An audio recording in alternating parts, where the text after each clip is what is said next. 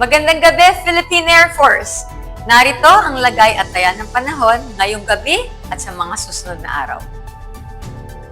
Sa kasalukuyan, meron pa rin po tayong binabantayang low pressure area sa labas ng ating Philippine Area of Responsibility na kaninang alas 3 ng hapon ay huling namataan sa layong 1,705 km east of Eastern Visayas. At ang nasabing LPA ay merong katamtamang tsansa na magiging ganap na isang bagyo bukas o sa mga susunod na araw at inaasahan papasok sa ating Philippine Area of Responsibility bukas. Sa ngayon, wala pa po itong direktang epekto sa ating bansa.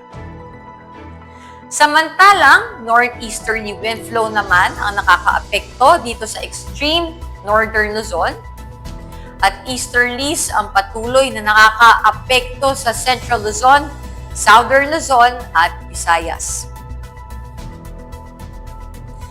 Para sa magiging lagay ng panahon bukas, asahan natin ang Metro Manila, Calabarzon, Mimaropa, Bicol Region, Aurora, Nueva Ecija at Bulacan ay makakaranas ng maulap na kalangitan na may kalat-kalat na pag-ulan at may pagkulog at pagkidlat.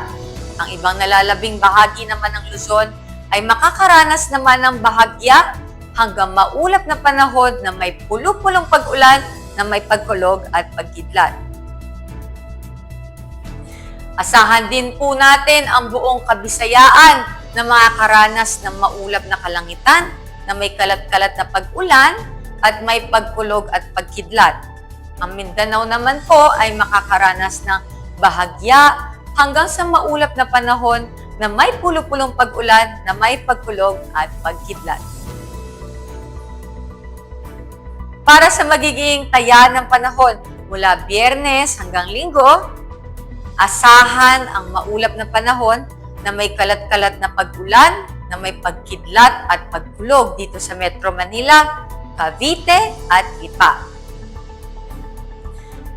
Sa Angeles naman po, asahan natin na sa Biyernes hanggang Sabado ang bahagyang maulap hanggang sa maulap na panahon na may pulupulong pag-ulan na may pagkulog at pagkidlat. Sa pagsapit ng Linggo ay makakaranas naman ng maulap na panahon na may kalat-kalat na pag-ulan na may pagkulog at pagkidlat.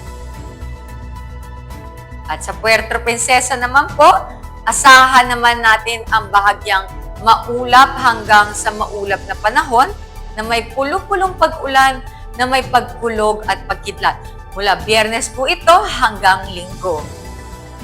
Yan, ganun na rin po sa Kalayaan Island, Lapu-Lapu, sa Davao at sa Zamboanga City.